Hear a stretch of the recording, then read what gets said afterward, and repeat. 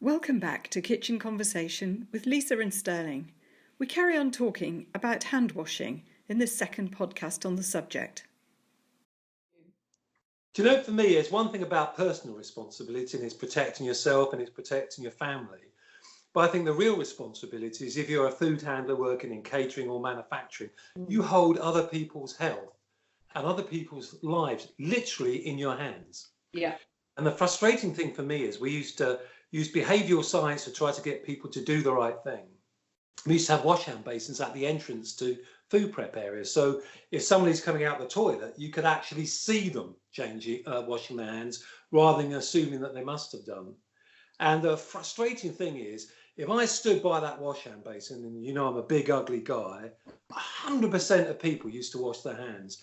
But if I used to hide, perhaps somewhere behind a big piece of equipment, and it wasn't obvious that I was in the room, suddenly people weren't washing their hands.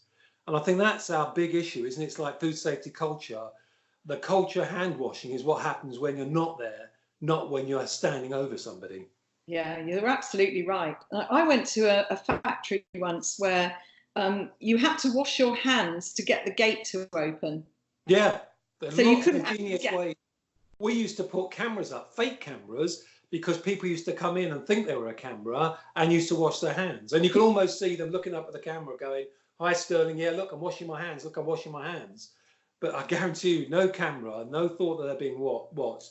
They will walk straight through. And when you talk to those people, hang on a minute, you didn't wash your hands. Not one person has ever said to me, "Oh, I wasn't trained," or "I didn't know it was important." They always come up with a different excuse, like, "Look, I'm in a hurry. Somebody's asked me to come and do something." There's always excuses for not doing it. The excuse never is, "I don't think it's a good idea." Yeah, yeah.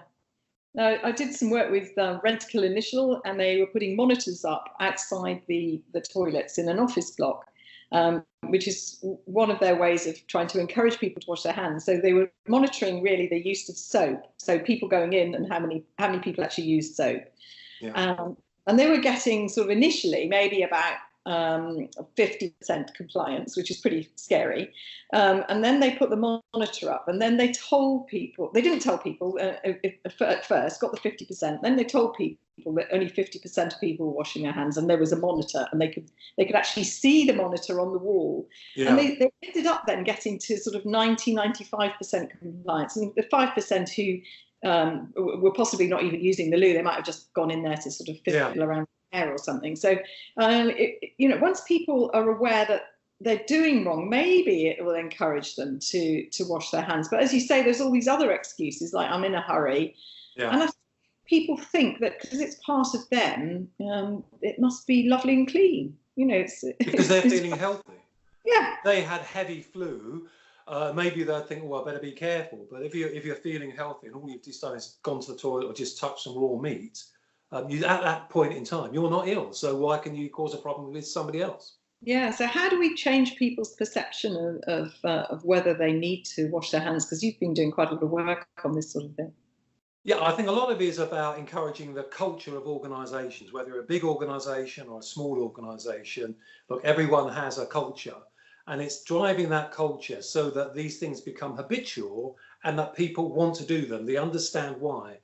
But I think training helps a lot, but training on its own won't deliver. You've got to somehow affect people's behaviour so that they do the right thing rather than they're just told to do the right thing. And I think for senior managers, it's by leading by example and just talking to people about how important it is.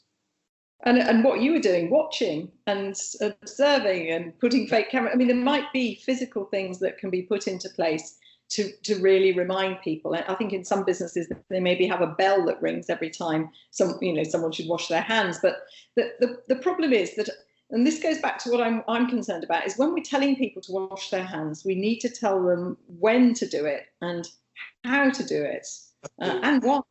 And so, for example, sometimes you see on websites about home hygiene, you get this sort of bland, wash your hands before and after preparing food. Now, that's actually not very helpful to people. Yeah. Because if you are preparing a raw chicken, then your hands are going to get more dirty preparing the raw chicken than they probably were before you started. And that chicken's going to be cooked. So washing your hands before handling raw chicken isn't really very important. But washing your hands after preparing raw chicken is hugely important. Washing your hands before preparing a sandwich is really important. Washing your hands after preparing the sandwich isn't that important. Okay. So it's making sure that the advice is actually sensible and practical and means something to people, because otherwise I think it just turns people off. And I think you have to walk the walk if you're a supervisor or a manager. And I remember going around a food factory recently, and there were very senior management there were showing me around this factory. We got to the wash hand basin, they walked straight past. Because they perceive themselves as, we're senior management, we don't have to wash our hands. And the message that must be sending out to their work as well, if they're not doing it, can't be critical. And more important, the message it sent out for me was, before I even walked into the factory, I knew what the culture of that place was. Yeah, I think that's really interesting. So there's so much we can learn from people's behaviour about hand washing, about how the business actually works in terms of food safety. And obviously maybe the lesson that we've learned from this is, look, it is about going back to basics. There are a lot more interesting things probably ahead of us in food safety, a lot of things that are great to debate, but unless we can get this right, we're into some real problems for the future. Absolutely. Well, it's been great chatting to you about hand washing, Sterling. You know, it's a subject very dear to my heart. Do I have to wash my hands now after this podcast? No, I think, well, of course, we don't know what you've been doing. Hey, it's great to speak to you, Lisa, and great for you to join us, and keep an eye out for our next podcast. Please join the conversation at Kitchen Conversation.